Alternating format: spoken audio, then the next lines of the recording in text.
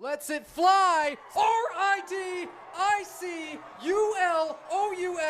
Ridiculous. They're going to have to trade the run for the out. The throw over to third. Ball game. Wow. The fifth year to try and put it away with an ace. That's a storybook ending.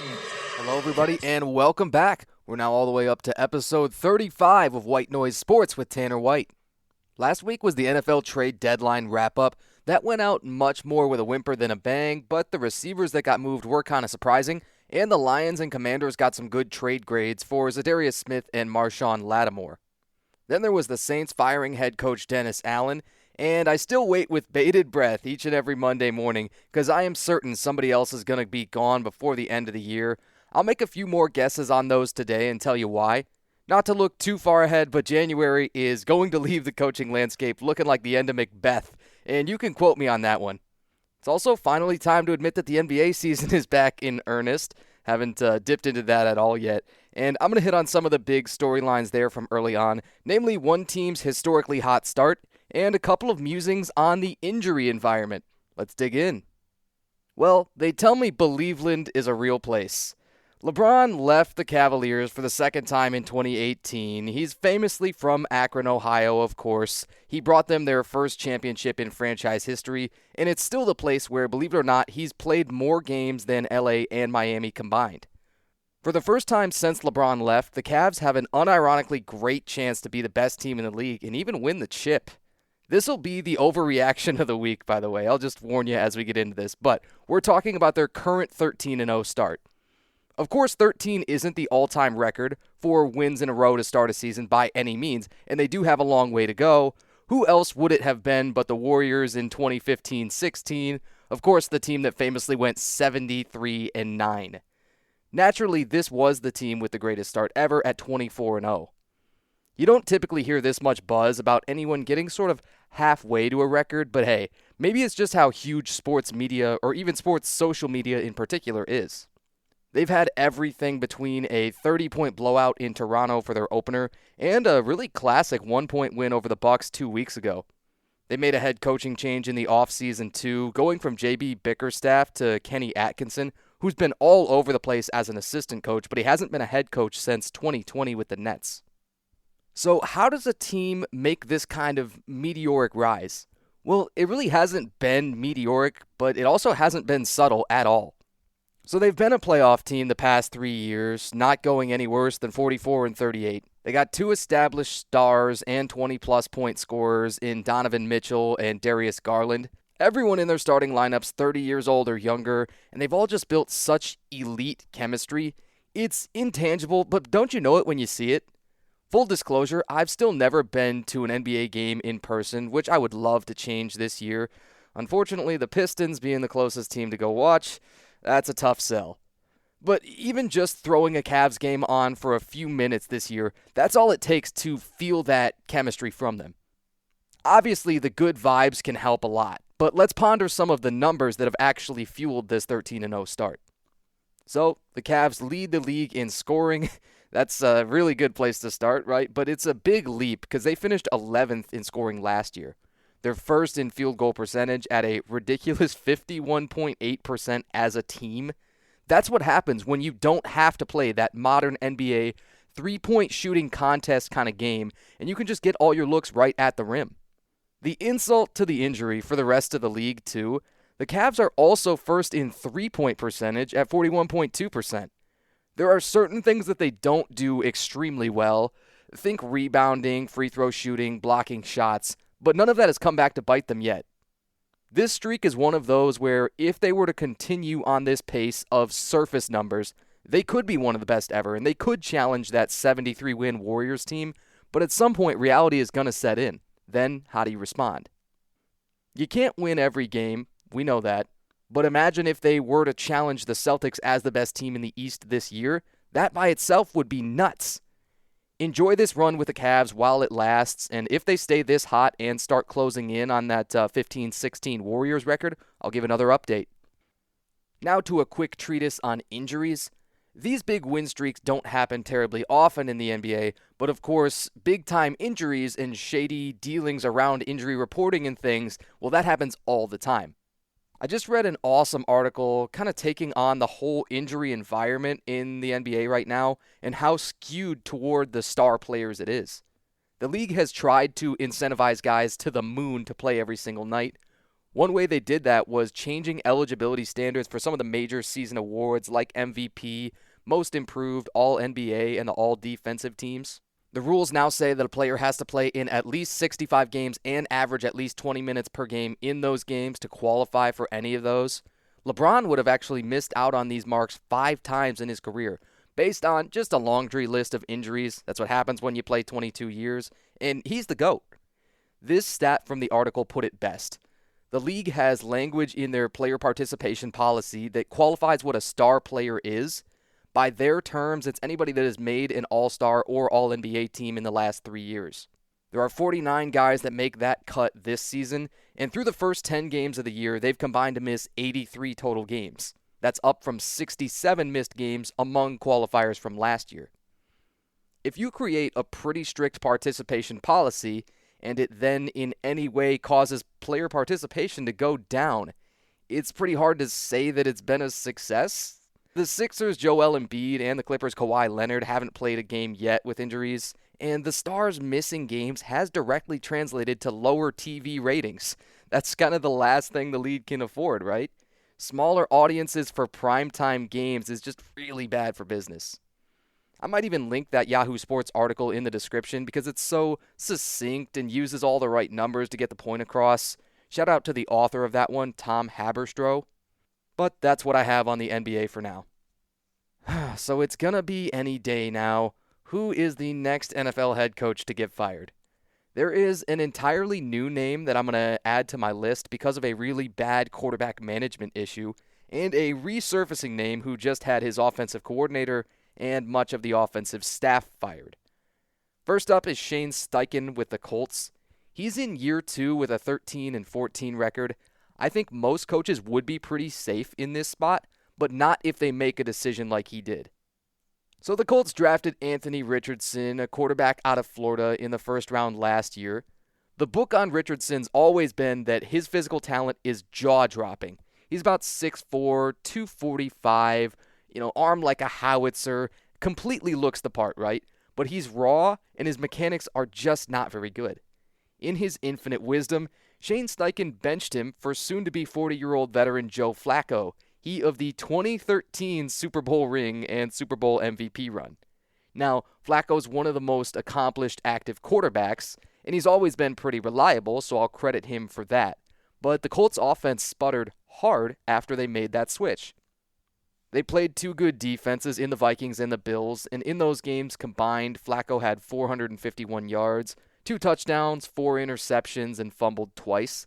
Frankly, Daniel Jones with the Giants wishes he could hit those numbers in any 2-game stretch this year. It's just not that terrible as to warrant being benched. As they go back to Anthony Richardson this week, they're going to run him out there against the Jets. That Jets defense is still great on paper, but if you've watched them the last month or so, you know that they're really starting to struggle. The Colts are going to regret something about this choice at some point, right? What I want to know is, can Steichen and all of the higher-ups in the organization finally commit to Anthony Richardson and his development? He's 22 years old right now. Most of the top quarterbacks in any draft are his age or older. The timeline on Richardson kind of goes like this. He started 13 total games in college in 3 years with 24 touchdowns and 15 interceptions. That does not leap out at you on paper, right? Then he's drafted while he's still 20 years old as a redshirt sophomore. He starts 1 game as a rookie, gets concussed in his second career start, and then he only makes 2 more for the year before going on IR, missing the rest of the year with a shoulder sprain, and he had surgery on that to fix it this offseason. So why, we ponder together, did the Indianapolis Colts have such a quick trigger? If you can't rely on your head coach to be even-keeled, in my opinion, he has to go. The model has been clear for so long. Bill Belichick, Mike Tomlin, John Harbaugh, those are the guys who are the most even-keeled. You know exactly what you're going to get out of them every single week, whether it's about game plan, roster management, post-game interviews, clock management, etc. A quarterback change is always a big deal, But this one in particular is probably the most notable one in the entire league right now because Steichen waffled. He just changed his mind at the drop of a hat. I truly would not have minded if he just played one guy or the other for the rest of the year. That was the original announcement when they went to Flacco. Oh, he's going to be the guy the rest of the year. Wrong. The Colts are 4-6, and they likely won't make the playoffs, no matter who they start, even in a weak division. They're acting like they don't need to win now, and that all starts with Shane Steichen, their head coach. I don't think he'll be gone before the year is over, but it'll be close, and in the offseason, I definitely think he should be. The Bears head coach Matt Eberflus is the other special situation. Chicago just fired their offensive coordinator and a bunch of offensive assistants. I mean, they really cleaned house if you go and read the report on that.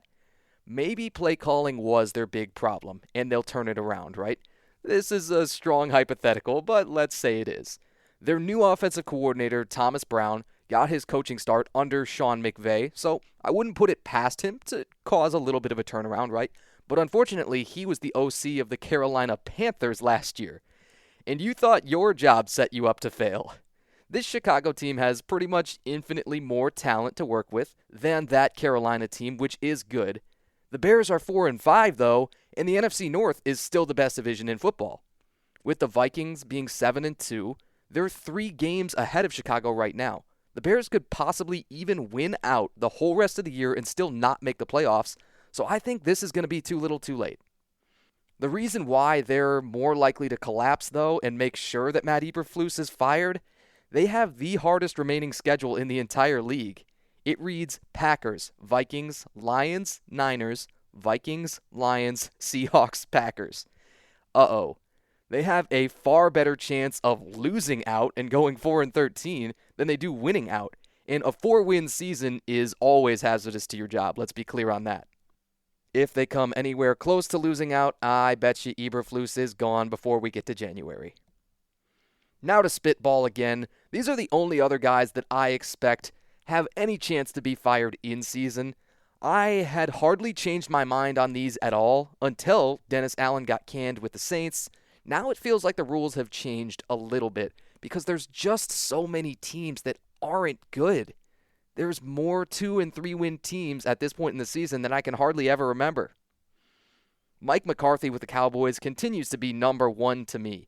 They lost Dak Prescott for the year with a hamstring injury, and they've shown no competence at all since then on offense. And on top of all that, they haven't signed a veteran quarterback to keep them at least roughly afloat. The Jaguars' Doug Peterson is probably doing that team a favor by losing all these games right now. The Jags are 2-8, and they would have the number 1 overall pick in the draft if the season ended today. They're also not playing their franchise quarterback and $55 million a year commitment Trevor Lawrence this week. He's now sat out a couple of straight games with a shoulder injury.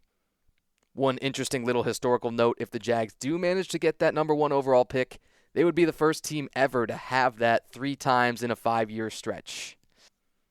If anybody else is going to be tossed too, I'd throw out Antonio Pierce with the Raiders, but I really don't think anybody is bad enough to get fired after less than 1 full season among current coaches. That's one I'd rather you not quote me on because I've been wrong before, but that's my guess. Pierce has been making QB changes as well, and he only has 2 wins to this point too, but Vegas was never supposed to compete with anybody this year, and they made that super clear when they traded their top wide receiver, Devontae Adams, essentially for a bag of hot Cheetos to the Jets well before the trade deadline too. Just one little caveat to wrap up the head coaching. I've already said it will be a massacre at the end of the regular season, and even a few guys that make the playoffs this year might not be safe.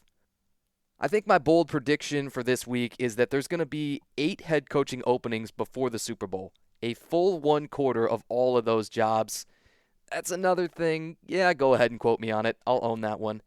That means several coaches, likely, that I haven't mentioned at all here on White Noise Sports will be gone. Don't be too attached if you have a coach that you really like, because there just aren't too many guys that are untouchable. And on that lovely note, we'll move into Thursday Night Football. I had the best intentions, and yet I'm recording this on Friday morning, so I've already watched the game. It was an NFC East divisional game with the Commanders and Eagles. If you go back and count up all the predictions I've made on these Thursday night games, I truly believe I've been super close on a lot of them. The Bucs-Falcons game in Week 5 and the Ravens-Bengals game last week were maybe the best two shootouts of the year, and the Halloween game between the Jets and Texans was really ugly, and a 21-13 sort of slugfest. It was another great reminder last night that Saquon Barkley is the best running back in the league, not named Derrick Henry. He had 2 touchdowns of 20-plus yards in the fourth quarter in 20 seconds of game time for an offense that had 6 points through the first 3 quarters and change. The Commanders' play calling was kind of a disaster, but their execution was, well, definitely a disaster. Saquon had 26 carries for 146 yards, a 43-yard catch and run on a check down. It's all because I was playing him in fantasy, right? He would never do that, of course, in any normal week, but yeah, he put a number on me. So what are the implications for this game on the rest of the year? You know, good question. It's hard to argue against Philly now as the second best team in the NFC. Let me clarify, by the way, that the Lions are 100% the best team until proven otherwise, and I don't believe that there's any other teams in that conversation right now besides these 3. The Eagles really do so many things right. They run the ball the highest percentage of snaps of any team and have an incredible offensive line. Lane Johnson at right tackle for them is probably going to be a Hall of Famer, and he has allowed 2 pressures on the entire year. Not 2 sacks, 2 pressures. Unreal. Their defense has started forcing a bunch of turnovers. They get really good pass rush without having to blitz practically at all. And they have awesome young guys on rookie deals like Cooper DeJean. If you can't recall who that is, he's the white rookie corner out of Iowa, and he's one of the top cover corners in the league already. Man, he locked up Terry McLaurin, the Commanders' number 1 receiver. Guy did not catch a pass. I really liked Cooper DeJean at draft time, and I thought he'd be a first-rounder, but now he looks like a steal from the second round, and he's still only 21 years old. Will the Eagles fall off? Maybe, but it's hard to do that when Saquon, every single game, can carry 30 times for 150 yards. Do I necessarily believe in Jalen Hurts' arm to win them games? No, but I never have, and they're always an amazing rushing team, so it typically doesn't matter all that much. So that's about all I have for today. Fall sports, at least at the college level, are just about to wrap up, for me anyway. I'll probably have a new intro up soon with all that hashtag content. The last college football game I'm planning to cover this year is this Saturday the 16th. I've had an awesome time with football, soccer, and volleyball, as I always do, and, I've been on the record before saying that I think the fall sports season is the best one. So, all the good creator things I'm supposed to say, like, comment, share, blah, blah, blah, my socials, Instagram and TikTok, at The Voice of Tanner. This has been episode 35 of White Noise Sports with Tanner White. Thanks for joining me. Upfield, lets it fly. RIDICULOUS. Ridiculous. They're going to have to trade the run for the out. The throw over to third. Ball game. The 5th year to try and put it away with an ace. That's a storybook